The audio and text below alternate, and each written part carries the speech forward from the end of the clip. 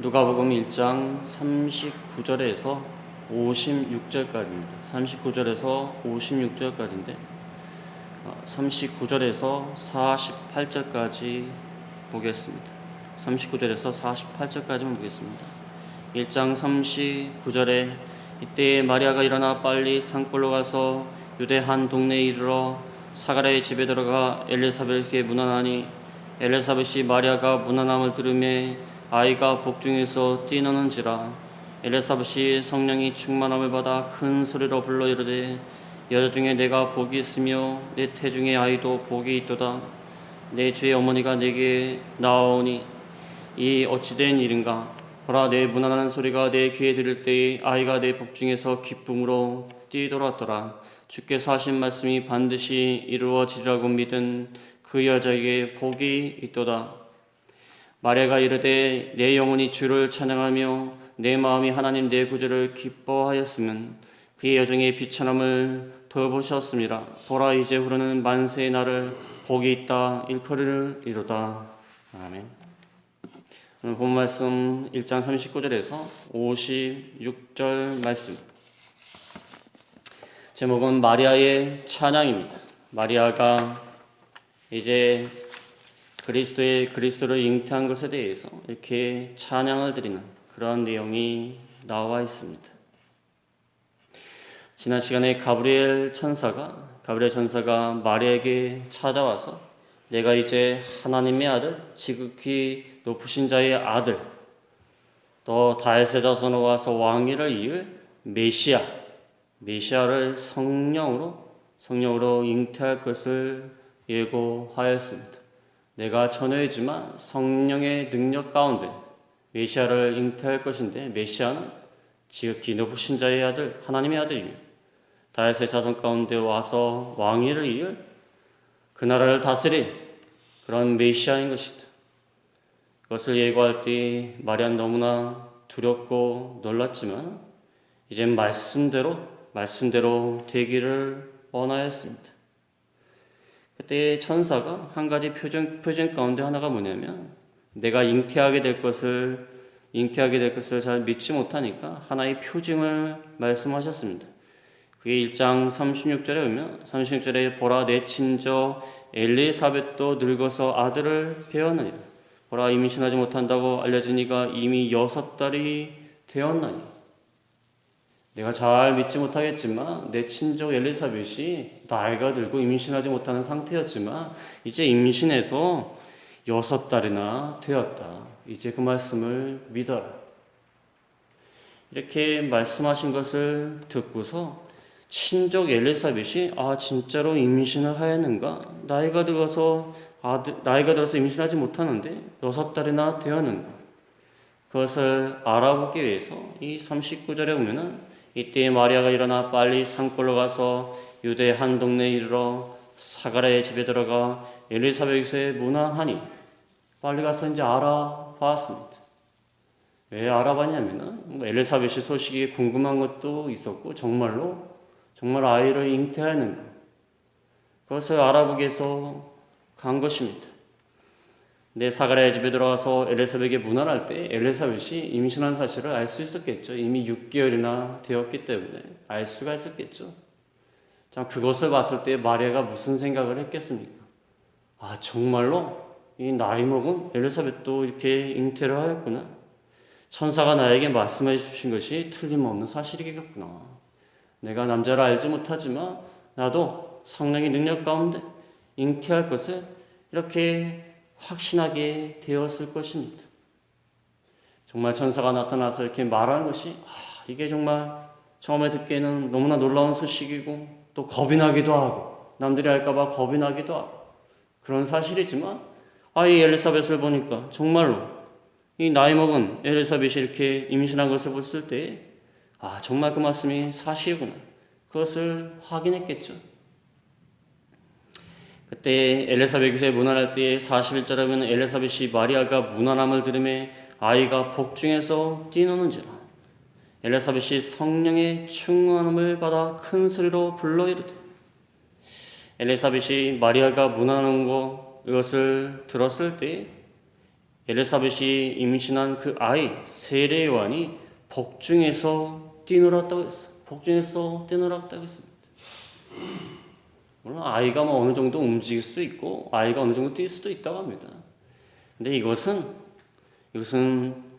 이 세례 요한이 그 1장 15절에 보면 1장 15절에 모태로부터 성령의 충만함을 받았다고 했어요. 모태로부터. 1장 15절에 보면은 그가 주 앞에서 큰 자가 되며 포도주나 독한 술을 마시지 아니하며 모태로부터 성령의 충만함을 받아. 모태로부터 성령의 충만함을 받고 모태로부터 구별된 선지자로서 예수님의 길을 예비하는 그런 세례 요한으로서 모태로부터 성령의 충만함을 받았으니까 자기 자신이 예비할 그 메시아를 잉태한 마리아가 무난한 것을 볼 때 그 복중에서 뛰놀게 되었다는 것입니다. 이 사실을 통해서 알 수 있는 것은 마리아가 이미 메시아를 잉태했음을 알 수 있습니다. 42절 끝에 나오지 않습니까? 42절에 여자 중에 내가 복이 있으면 내 태중의 아이도 복이 있도다. 마리아가 이미 잉태한 것을, 임신한 것을 알 수가 있어요. 그러니까 메시아를 잉태한 그 마리아의 무난함을 들을 때 그 엘리사벳의 복중에 있던 세례 요한이 성령의 충만함을 받아서 뛰놀았다고 했어요. 그래서 세례 요한은 모태로부터 하나님께 구별받은, 선택받은, 성령의 충만함을 받은 이런 선지자라는 것을 알 수가 있어요. 그가 예비할 자 그리스도가 마리아의 몸속에 있는 줄 알고 그것을 듣고서 뛰놀았다고 했어요. 성령의 능력으로 가능한 것이겠죠. 뭐 아이가 뭘 한다고 그렇게 뛰놀겠습니까? 성령의 능력으로 된 것입니다. 저는 이 말씀에 근거해서요. 이 영혼이라는 것은 어떤 인지 능력이 없어도요 구원받을 수 있다고 생각해요. 인지 능력이 없어도 이 아이가 6개월 되었다고 하지만 무슨 인지 능력이 있겠습니까? 그 영혼이 하나님의 택하신 영혼이라면 인지 능력이 없어도 구원받는다고 생각해요. 만약에 인지 능력이 있는 사람만 구원받는다고 하면요 정신박야가 있지 않습니까? 정신적으로 문제 있는 사람들. 그 사람들은 구원받을 수 없습니다. 성경을 읽어도 이해가 안 되는데 어떻게 구원을 받겠습니까? 영혼이라는 것은 인지 능력이 없어도 구원받는다고 저는 생각합니다. 이게 복중에서 뛰놀았지 않습니까? 아이가 무슨 인지 능력이 있어서 뛰놀았겠습니까? 그 영혼이 이미 성령의 충만함을 받아서 이미 구원받은 영혼입니다. 그러니까 메시아를 인지하고 영혼이 인지하고 이렇게 뛰는 것입니다. 이때 엘리사벳도 성령의 충만함을 받아서 큰 소리로 불러이르되 여자 중에 내가 복이 있으며 내 태중의 아이도 복이 있도다. 마리아가 얼마나 복된 여자입니까? 온 인류의 죄를 짊어지고 대속의 역사를 이룰 메시아를 잉태한 메시아가 그 몸을 통해서 왔기 때문에 얼마나 복이 있습니까? 마리아가 무슨 탁월한 여자이기 때문에 복이 있단 말이 아니에요. 하나님께 은혜를 입었기 때문에 복이 있다는 것입니다. 하나님이 사용하셨기 때문에 복이 있다는 것입니다.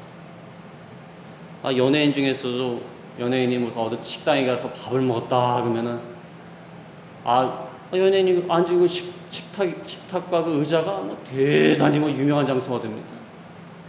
그 식탁과 의자가 무슨 대단한 게 아니에요. 그 사람이 거기 앉았다는 게 중요한 거, 앉았다는 게. 앉았기 때문에 많은 식탁 중에서 식탁이 비슷비슷하죠. 의자도 비슷비슷합니다. 물론 더러운데 앉았지는 않았겠죠. 주인이 좀 좋은데 앉혔겠죠. 한류 스타가 온다 그러면 좋은데 앉혔겠죠. 더러운데 앉혔겠습니까? 그렇다고 해서 무슨 그 식탁이 다른 식탁보다 대단한 건 아니에요. 중요한 거는 그 스타가 거기 앉았다는 게 중요해요. 마찬가지로 하나님이 많은 여자 중에 마리아를 사용하셨기 때문에 복이 있다는 겁니다. 은혜로 선택함을 받았기 때문에 복이 있다는 것입니다. 내 태중의 아이도 복이 있도다. 그 다음에 43절에 보면 내 주의 어머니가 내게 나오니 이 어찌 된 일인가. 엘리사벳이 내 주의 어머니가 내게 나오니. 내 주가 누굽니까? 어머니는 마리아. 내 주라는 것은 예수 그리스도를 말하는 거 아닙니까? 메시아가 내 주가 되시는데 그의 어머니가 나오니 어찌된 일인가? 엘리사벳이요 성령의 충만함을 받았기 때문에 마리아가 모처럼 문화났을 때에 마리아가 잉태된 사실을 알았고 그 잉태된 아이가 자기의 주가 되는 메시아라는 것을 안 것입니다. 어떻게 알았겠습니까? 마리아가 오랜만에 문안을 왔는데 이제 임신한 지 뭐 한 달이나 됐겠습니까? 한 달도 안 됐습니다. 자기는 여섯 달이 되었기 때문에 예수님은 6개월 후에 오셨기 때문에 한 달도 안 됐을 겁니다. 근데 어떻게 알아요? 성령의 충만함을 받아서 자신을 문안해온 마리아가 잉태된 사실을 알았고 또 잉태된 자가 메시아인 것을 알았기 때문에 내 주의 어머니가 내게 나오니 이 어찌된 일이야? 참으로 놀랍고 참으로 인간적으로 봤을 때는 당황스럽고 그런 소식이 아닐 수 없습니다. 지금 마리아가 친족인데 아직 결혼하지 않은 상태인 줄 몰랐겠습니까? 결혼하지 않는 처녀인 마리아가 자기 친족이 이렇게 임신한 사실과 또 메시아를 잉태한 사실, 이게 얼마나 성령의 충만함이 아니면 알 수가 없고 또 이 사실을 알았을 때 인간적으로 봤을 때도 굉장히 놀라운 사실이에요. 이게 어찌된 일인가? 임신한 것 자체도 놀라운 사실이고 또 메시아를 잉태했다는 것이 이 더욱더 놀라운 일이 아닙니까? 그래서 성령께서 충만히 역사하셔야 인간은 하나님에 의해 사용될 수 있습니다. 성령의 충만함이 아니고는 인간은 초월적인 역사를 일으킬 수 없습니다. 하나님의 영이 우리와 함께 하셔야 인간 지각이 뛰어난 그런 일을 할 수가 있습니다. 엘리사벳이 지금 어떻게 하겠습니까? 인간적으로 알 수가 없어요. 마리아가 잉태를 했는지 메시아를 잉태했는지 알 수가 있나요?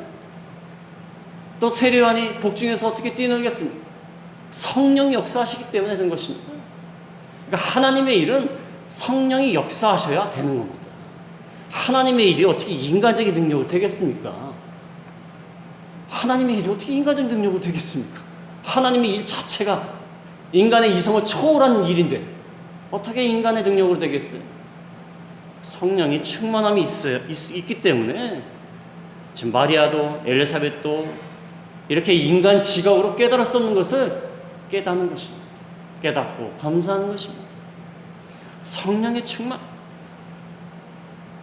그 다음에 44절에 보면 보라 내 문안하는 소리가 내 귀에 들릴 때에 아이가 내 복중에서 기쁨으로 뛰놀았도다. 주께서 하신 말씀이 반드시 이루어지리라고 믿은 그 여자에게 복이 있도다. 자기 뱃속을 보니까 아이가 복중에서 뛰는 것을 알 수 있었지 않겠습니까? 문안한 소리가 들릴 때에 기쁨으로 뛰놀았도다. 주께서 하신 말씀이 반드시 이루어지리라고 믿은 그 여자에게 복이 있도다. 마리아가 말씀대로 내게 이루어지리라 하지 않았습니까? 1장 38절에 보면 38절에 마리아가 이를 때 주의 여정이 오니 말씀대로 내게 이루어지리다. 말씀대로 이루어지기를 기원하며 믿은 그 여자에게 마리아에게 복이 있도다. 이 말씀 오마했을 듯이 마리아가 처음에 놀라고 당황했지만 나중에는 그 말씀을 믿었다는 것을 알 수가 있어요. 말씀이 반드시 이루어지리라고 믿은 그 여자, 말씀대로 이루어지기를 마리아가 믿은 사실을 알 수 있습니다. 그래서 마리아가 처음에는 너무나 당황했겠지, 너무나 놀랐겠지, 두려웠겠지. 그러나 나중에 그 말씀을 믿었다는 것입니다. 물론 인간적으로 믿을 수 없는 일이에요. 그러니까 엘리사벳도 정말 임신은 이제 찾아온 거 아닙니까? 궁금하기도 하고. 인간적으로는 믿을 수 없는 사실이. 그러나 믿은 그 여자는 복이 있도다. 하나님이 마리아를 선택하시고 그를 통하여 메시아를 그를 통하여 오시게 한 것, 이것도 복된 것입니다. 은혜를 입었기 때문에. 그 다음에 또 하나의 복은 뭐냐면 믿었기 때문에 복이 있도다. 믿었기 때문에 복이 있도다. 그래서 복이라는 것은 크게 두 가지로 볼 수 있어요. 하나님의 은혜를 입은 것도 복이고 자기가 그 말씀을 믿은 것도 복이에요. 근데 상급은 어디서 결정되죠? 상급은 자기가 믿은 만큼 상급이 결정돼요. 은혜를 입은 것은 하나님의 전적인 은혜이기 때문에 뭐 상급이 결정된다고 할 수는 없어요. 그러나 물론 뭐 구원이나 영생의 문제에 있어서 은혜를 입었기 때문에 복되죠. 그렇지만 자기의 노력에 의해서 결정되는 상급은 얼마나 믿었느냐, 얼마나 믿었느냐, 거기에 따라서 상급이 결정되는 것입니다. 우리가 하나님의 자녀가 된 것, 이것도 하나님의 은혜이기 때문에 복입니다. 그러나 자기 인간의 노력에 의해서 결정되는 것은 구원받은 다음에 얼마나 믿음 생활을 했느냐, 그 믿음 생활에 따라서 상급이 또 결정이 되는 겁니다. 마리아가 선택된 거 하나님의 큰 은혜입니다. 그것도 복입니다. 그러나 마리아의 상급을 결정한 것은 그 말씀 믿은 거예요. 믿은 그 여자에게 복이 있도다. 그 다음에 46절에서 55절, 유명한 말씀이죠. 46절에서 55절은 마리아의 찬가다, 마리아의 찬가라고 하는데 찬가라는 말보다도 저는 찬양이라고 보는 게 더 좋을 것 같아요. 제목은 마리아의 찬양이라고 있습니다. 마리아의 찬양이다. 이 마리아의 찬양을 보면은 이 한나의 기도, 사무엘상 2장에 나오는 한나의 기도하고 상당히 유사합니다. 그 당시 유대인이었기 때문에, 마리아도 유대인이었기 때문에 구약성경 얼마나 잘 알겠습니까? 그러니까 구약성경의 영향을 받아서 성령의 감동 가운데 이 말씀을 기록한 것입니다. 한나의 기도에도 보면은 한나가 아들을 낳지 못하다가 아들을 낳은 다음에 참으로 자기가 같이 비천하고 자기 같은 자를 갖다 이렇게 높여주시고 비천한 자를 진토에서 일으키시고 빈궁한 자를 갖다 올려주시고 그걸 찬양하고 있습니다. 하나님은 교만한 자를 깨뜨리시고 또 하나님의 주권 살리기도 하시고 죽이기도 하시는데 교만한 자를 산산히 깨뜨리신 하나님, 또 비천한 자, 가난한 자, 약한 자를 돌보신 하나님, 이런 내용이 한나의 기도에 나와 있습니다. 근데 이 마리아 찬양에도 그 내용이 나와 있어요. 자기와 같이 비천한 여종을 하나님이 돌아보아 주시고 교만한 자는 내려치시고 권세한 자를 내려치셔서 좋은 곳으로 배불려 주시는 그 하나님, 약속대로 복어 주시는 하나님, 또 그걸 찬양하고 있어요. 내용이 비슷합니다. 한나의 상황, 또 마리아의 상황. 한나는 아들을 낳지 못하는 상황, 또 마리아는 좀 비천한 신분, 목수의 아내 아닙니까? 비천한 신분. 근데 그들을 선택하셔가지고 높여주시고, 오히려 교만한 자는 낮추시고, 그런 하나님의 주권, 그것을 강조하는 찬양. 이 둘이 상당히 유사하고요. 또 시편의 말씀하고도 많이 유사하다고 합니다. 근데 중요한 것은 이 마리아가 자기의 상황, 또 자기가 은혜를 받은 이 결과를 이스라엘의 상황과 이스라엘의 결과와 연결시키고 있어요. 이게 중요합니다. 마리아가 자기가 메시아가 잉태된 거 얼마나 감사한 일인가, 자기가 비천한 자가 이렇게 복받는 게 얼마나 감사한 일인가, 큰일이다, 큰일을 행하셨다, 이러면서도 마지막에 54절에 보면 54절에 그 종 이스라엘을 도우사 긍휼히 여기시고 기억하시되, 이것을 이스라엘과 연결을 시켜요. 그러니까 마리아 자신에게 일어난 일들을 앞으로 이스라엘에게 일어날 일들로 동일시합니다. 그래서 마리아가 지금 비천한 신분의 상태, 보잘것없는 상태를 하나님이 택하셔서 큰 일을 행하셨다. 마찬가지로 지금 이스라엘이 노마의 속국 아래 얼마나 압제를 당하고 있습니까? 노마가 얼마나 이 권세를 가지고 탄압을 하고 착취를 하고 이런 가운데 있는데, 그 이스라엘을 불쌍히 여겨주사, 마리아를 불쌍히 여겨주신 것처럼 이스라엘도 불쌍히 여겨주사 마침내 높여주시고 마침내 배불리게 해주시고 마침내 좋은 것을 주시고 그렇게 하신다는 겁니다. 자기의 상황과 이스라엘의 상황, 자기가 복받은 상황과 앞으로 이스라엘이 복받을 상황, 이것을 연결하고 있어요. 그래서 하나님이 약속을 기억하사 마리아뿐만 아니라 마리아가 속한 이스라엘 민족과 맺은 약속, 그 조상과 맺은 약속을 기억하사 그렇게 하신다는 것입니다. 이게 연결을 시키고 있어요. 성경에 이런 표현들이 많습니다. 다니엘도 기도를 할 때 자기 자신이 기도를 하지만 결국에는 모든 이스라엘 백성의 죄를 자기의 죄로 생각하고서 기도를 하고 있어요. 그러니까 자기와 민족을 동일시하는 것입니다. 참 중요한 거예요. 개인이 속한 공동체와 동일시해야 돼, 동일시. 공동체의 문제는 내 문제고 공동체의 상황은 내 상황이에요. 또 나만 잘 될 뿐만 아니라 공동체가 잘 돼야 돼요. 이게 동일시하는 게 중요한 겁니다. 따로따로 분리돼서는 안 돼요. 내가 속한 공동체가 어떻게 되든지 간에 나만 잘 되면 된다. 그게 아닙니다. 이게 동일시하고 있지 않습니까? 마리아가 자기가 그리스도를 잉태한 그 상황, 복된 상황과 이스라엘이 앞으로 복을 받을 하나님이 이스라엘을 통해서 역사하실 그 상황을 연결시키고 있습니다. 그러면서 하나님을 찬양하고 있는 것입니다. 그래서 46절에 보면은 마리아가 이르되 내 영혼이 주를 찬양하며 내 마음이 하나님 내 구주를 기뻐하였으며 내 영혼과 내 마음 평행되는 말입니다. 다른 단어를 사용하지만 같은 의미, 내 영혼이 또 내 마음이 그다음에 주를 찬양하며 주와 하나님 내 구주가 평행이 되고 있습니다. 그래서 자기가 잉태한 그리스도가 주님이시며 하나님이시다. 그리스도가 하나님이시며 구주시다. 세 가지 말을 하고 있는 것입니다. 내 주, 내가 임신한 아들이지만 내 주가 되시고 그분은 하나님이 되시고 구주가 되신다. 너무나 기쁘다.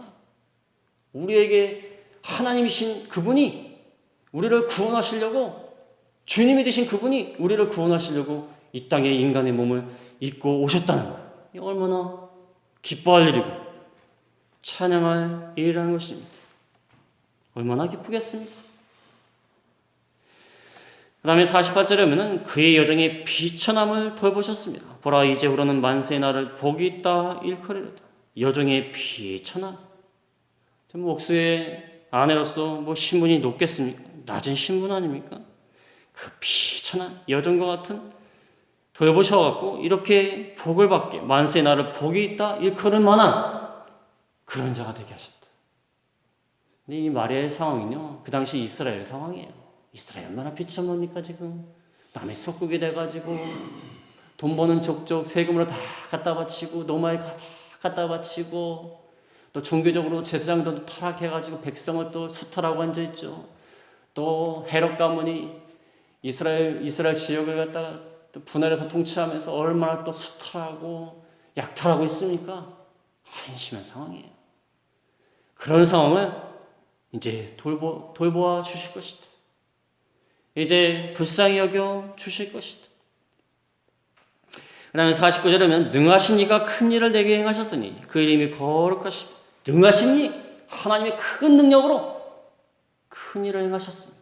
나 같은 자를 통하여 하나님이 인간의 몸을 입고 오신다는 거예요. 이거 큰일 아닙니까? 그 이름이 거룩하시다. 구약에서 하나님의 이름이 거룩하다는 것은 위대하시다는 거예요. 위대하시다. 하나님은 위대하시다. 거룩하시다. 인간이 감히 닿을 수 없는 그런 분이시다. 위대하신 거예요. 초월적인 신분이시다. 그분이 능력으로 인간의 몸을 입고 이 땅에 오시도록 내 몸을 사용하셨다. 큰일을 행하신 것이다. 50절에는 긍휼하심이 두려워하는 자에게 대대로 이르리로다. 긍휼하심이 두려워하는 자에게 대대로 이르리로다. 하나님의 긍휼하심이 아니면 이 비천하고 이 여정, 이 마리아, 하나님의 긍휼하심이 아니면 돌보실 이유가 없어요. 인간이 아무리 선하고 깨끗하고 도덕적으로 깨끗한 것 같아도 하나님 입장에서 봤을 때는 다 심판의 대상이에요. 긍휼을 주신 거예요. 하나님이 우리에게 은혜를 베풀어 주신 것은요, 하나님의 의무가 아니에요. 의무가 아닙니다. 하나님이 우리에게 복을 주실, 은혜를 주실 의무가 있는 게 아니에요. 우리는 다 심판의 대상이에요. 은혜를 주셨다는 것은 심판의 대상인 그들에게 긍휼을 베풀어 주셨다는 거예요. 우리는 무슨 기도할 때 어떤 사람 기도 들으면요, 하나님이 우리에게 무슨 복을 주실 만한 의무가 있는 것처럼 생각해요. 우리가 일을 너무 잘해서, 믿음 생활 잘해서 하나님 우리에게 이 정도까지 내가 했는데 하나님 우리에게 복 좀 주십시오. 당연히 하나님 우리에게 복을 주실 만한 의무가 있는 것처럼 생각해요. 그게 아닙니다. 우리는 심판을 받을 만한 대상일 뿐입니다. 근데 은혜와 복을 주시는 것은 긍휼히 여겨주시는 거예요. 봐주시는 거, 봐주시는 거.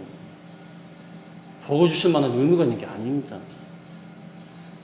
긍휼하심이 하나님을 두려워하는 자에게 이릅니다. 우리가 다 심판의 대상이지만 하나님을 두려워하게 되고 하나님을 신뢰하게 되면 긍휼하심이 있습니다. 심판의 대상이지만 하나님을 믿고 의지하면 긍휼하심을 입어요. 하나님의 긍휼하심으로 우리가 살고 있는 것입니다. 우리가 일을 잘해가지고 하나님의 복을 받아서 사는 게 아니에요. 긍휼하심이 하나님을 두려워하는 자. 하나님을 두려워하는 자는 이 누가복음의 독자인 이방인까지도 해당이 됩니다. 이방인 너희들도 하나님을 두려워하게 되면 긍휼하심을 입는다. 하나님의 긍휼하심은 하나님을 두려워하는 모든 자에게 이르게 된다. 51절에 그의 팔로 힘을 보이사 마음의 생각이 교만한 자들을 흩으셨고 권세 있는 자를 그 위에서 내려치셨으며 비천한 자를 높이셨고 줄이는 자를 좋은 곳에서 배부르셨으며 부자는 빈손으로 보내셨도다. 하나님의 능력의 팔, 구약성경에 많이 나오죠. 하나님의 능력의 팔로 이스라엘을 애굽에서 건져내셨다. 애굽의 속박 가운데서 압제 가운데서 건져내신 하나님, 그의 팔로 애굽에서 건지신 하나님께서 이제 노마의 압제와 속박 가운데서 그의 팔로 건져내신다. 제2의 출애굽, 제2의 출애굽. 애굽의 속박과 압제 가운데서 그의 팔과 능력으로 건지신 하나님이 이제는 노마의 압제와 속박 가운데서 건지실 것이다. 그의 팔로 힘을 보이사 마음의 생각이 교만한 자들을 흩으셨고, 마음의 생각이 교만한 자, 성경에서 교만한 자는 뭐 잘난 척 한다든지 뭐 돈이 많다고 잘난 척 한다든지 그걸 말하는 게 아니에요. 하나님을 무시하는지 하나님을 믿지 않는지 그런 세력들을 다 흩으신다. 하나님을 믿지 않는 세력들, 저 구약시대에는 애굽이 그랬고 바벨론이 그랬고 아수르가 그랬고 이 당시에는 노마가 그랬고 요한계시록에 나오지 않습니까? 짐승으로 표현되지 않습니까? 하나님을 무시하고 거역하고 짐승과 같은 자들, 하나님께 교만한 자를 다 흩으시고 권세 있는 자는 내리치시고 비천한 그 아래서 압제당하고 속박당한 이스라엘 하나님의 백성은 높이신다. 비천한 자는 높이시고 권세 있는 자는 내리치시고 줄인 자는 또 좋은 곳으로 부자는 빈손으로 보내신다. 반전의 역사. 이 세상 나라가 마귀의 권세 가운데 있기 때문에요. 왜곡된 질서예요. 왜곡된 질서. 왜곡된 질서입니다. 악한 세력이 위에 있고요. 의로운 세력이 밑에 있습니다. 악한 세력이 갑이고 밑에 의로운 세력이 을이에요. 이거 잘못된 거 아닙니까? 근데 하나님이 이걸 돌리시는 거예요. 반전의 역사. 한나의 기도에도 사무엘상 2장에 나오지 않습니까? 반전의 역사. 죽이기도 하시고 살리기도 하시고 비천한 자를 높이시고 빈궁한 자를 올리시고 반전의 역사. 왜곡된 질서를 바꾸는 역사. 이제 메시아를 통하여서 그리스도가 오시면 이러한 역사를 일으킨다는 거예요. 그러니까 그리스도가 오셔서 이루실 하나님의 나라는 반전의 역사, 반전의 역사. 왜곡된 질서를 바꾸는 역사. 그런 역사를 일으키실 것이다. 이스라엘 백성이 지금 하나님의 백성, 하나님 믿는 자들이 압제를 당하고 속박을 당하고, 물론 그 전에 이스라엘 백성이 죄를 져서 그래요. 죄를 져갖고 바벨론 포로에 잡혀가게 하고 남의 나라에 압제를 당하는 그런 상태에 있었습니다. 그러나 이제는 하나님께서 악한 세력들, 하나님 무시하는 세력들을 이제는 낮추실 것이다. 내리치실 것이다. 빈손으로 보내게 하실 것이다. 왜 이렇게 하시는가? 54절에 보면 그 종 이스라엘을 도우사 긍휼히 여기시고 기억하시되 우리 조상에게 말씀하신 것 같이 아브라함과 그 자손에게 영원히 하시리다 하니라. 그 종 이스라엘을 도우사 긍휼히 여기시고 기억하시되 하나님의 자비하심으로 그들과 맺은 언약, 이스라엘 민족의 조상과 맺은 아브라함과 이삭과 야곱에게 맺은 그 언약의 말씀을 기억하시사 이렇게 하실 것이다. 하나님은 이스라엘 백성의 조상과 맺은 그 언약의 말씀을 그 조상 아브라함과 이삭과 야곱의 그 후손들에게 그 언약의 말씀대로 이루어 주신다. 아브라함과 이삭과 야곱이 얼마나 오래됐습니까? 그 당시로부터 얼마나 오래됐어요. 그러나 하나님의 언약의 말씀을 늘 기억하시사 그 말씀대로 이렇게 긍휼을 베풀어 주시고 은혜를 베풀어 주신다는 거예요. 하나님은 언약을 계속해서 기억하신다. 여러 곳에 나와 있지만 레위기 26장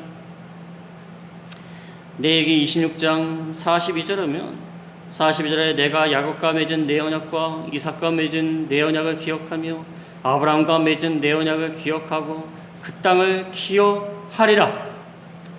그 다음에 44절에 보면 26장 44절에 그런즉 그들이 그들의 원수들의 땅에 있을 때에 내가 그들을 내버리지 아니하며 미워하지 아니하며 아주 멸하지 아니하고 그들과 맺은 내 언약을 폐하지 아니하리니 나는 여호와 그들의 하나님이 됨이니라. 내가 벌을 받아서 남의 땅에 끌려갈지라도 하나님은 너희를 멸하지 않고 언약을 폐하지 않고 그런 하나님이 되신다.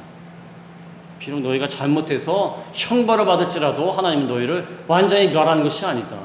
왜냐하면 아브라함과 이삭과 야곱의 언약을 기억하기 때문에 언약을 신실하게 지켜주시는 그런 하나님이 되신다. 그 언약 때문에 이렇게 하신다. 이게 마리아의 찬양이 좋죠. 56절에 보면 마리아가 석 달쯤 함께 있다가 집으로 돌아가니라 이렇게 하면서 마무리를 하고 있습니다. 이 마리아의 찬양을 이게 들으면서 이게 참 얼마나 이게 좋은 말씀. 영적으로 봤을 때 단순히 마리아가 비천한 신분에 있었는데 메시아를 잉태했다. 단순히 이스라엘이 노마의 속박 가운데 있었는데 그들을 구원할 것이다.